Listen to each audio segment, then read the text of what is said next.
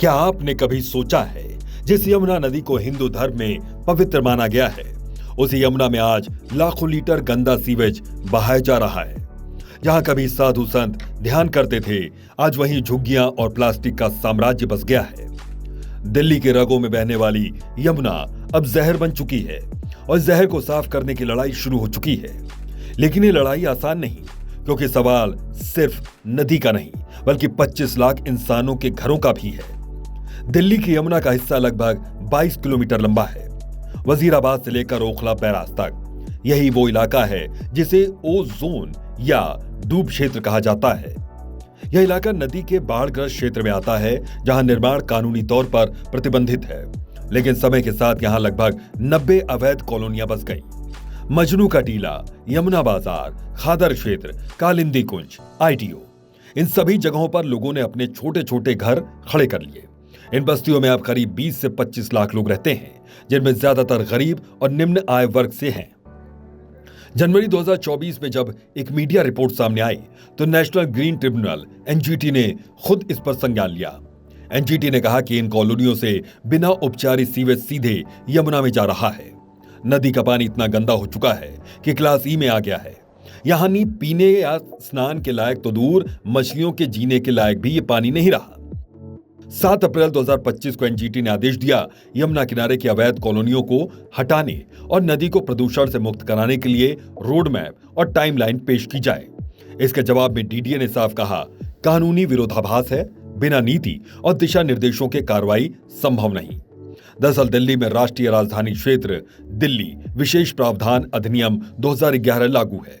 यह अधिनियम कहता है कि जो भी अनधिकृत कॉलोनियां 31 दिसंबर 2026 तक हैं, उन्हें सीधी कार्रवाई से संरक्षित रखा जाएगा।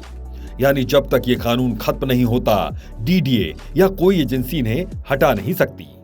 यहां से शुरू हुआ कानूनी जाल। एक तरफ एनजीटी कर रहा है हटाओ, दूसरी तरफ कानून कहता है कि नहीं, अभी नहीं। खादर इलाके की गलियों में जब आप जाएंगे तो वहां आपको नालों की बदबू के बीच बच्चे पतंग उड़ाते दिखेंगे। महिलाएं कपड़े धोती और पुरुष काम की तलाश में निकलते दिखेंगे। इनके लिए इलाका सिर्फ डूब क्षेत्र नहीं, घर है, उम्मीद है, जिंदगी है। एक बुजुर्ग महिला कहती है, हम तो यहाँ 30 साल से हैं बेटा, अब कहां जाएंगे। यह आवाजें सरकार के फैसलों के बीच खो जाती हैं। दिल्ली की यमुना में हर दिन लगभग 850 मिलियन गैलन सीवेज गिरता है, जिनमें से केवल 60% का ही ट्रीटमेंट होता है, बाकी सीधे नदी में चला जाता है।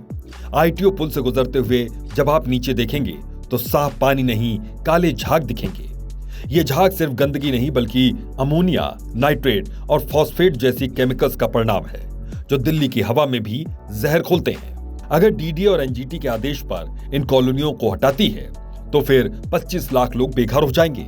इतने लोगों का पुनर्वास करना आसान नहीं। इसमें लगेगा अरबों रुपए का फंड, नई भूमि की व्यवस्था और सबसे बड़ी बात, राजनीतिक इच्छा शक्ति। डीडीए ने केंद्र सरकार से कहा है, हमें क्लियर गाइडलाइन दीजिए ताकि हम कार्रवाई और पुनर्वास दोनों साथ कर सकें।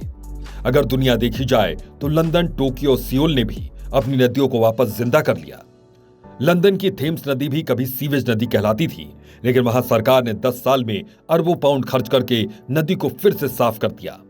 दिल्ली के लिए भी यही मॉडल लागू किया जा सकता है, जहां relocation plus treatment plant plus green zone तीनों साथ चले। अगर इलाका साफ हो जाए तो यहां एक इको टूरिज्म जोन बन सकता है। साफ यमुना किनारे साइकिलिंग ट्रैक, पब्लिक गार्डन और सांस्कृतिक केंद्र विकसित हो सकते हैं। दिल्ली के लिए सिर्फ क्लीन रिवर नहीं बल्कि अर्बन रिन्यूअल प्रोजेक्ट बन सकता है।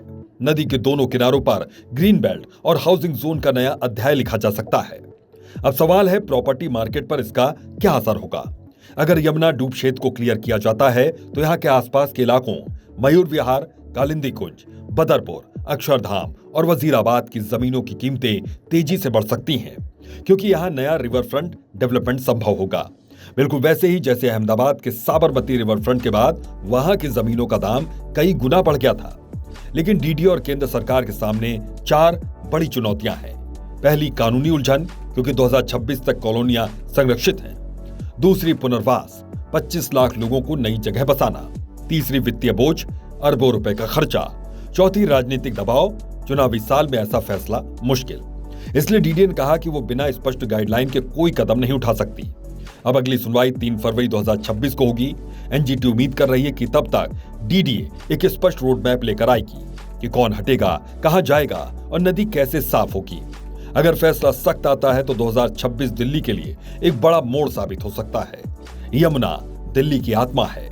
यह सिर्फ पानी नहीं, हमारी संस्कृति, इतिहास और आस्था की नदी है। अगर हम सच में दिल्ली को सांस लेने लायक बनाना चाहते हैं तो यमुना को साफ करना ही होगा। शायद कुछ लोगों को घर छोड़ना पड़े, लेकिन अगर उसके बदले में एक नई दिल्ली मिलती है जहां नदी बहती है, साफ हवा है, तो वो कीमत छोटी नहीं।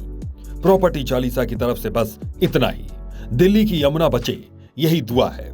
मिलते हैं अगले एपिसोड में, जहां बात होगी दिल्ली रिवर फ्रंट प्रोजेक्ट क्या बन सकता है दिल्ली का नया चेहरा।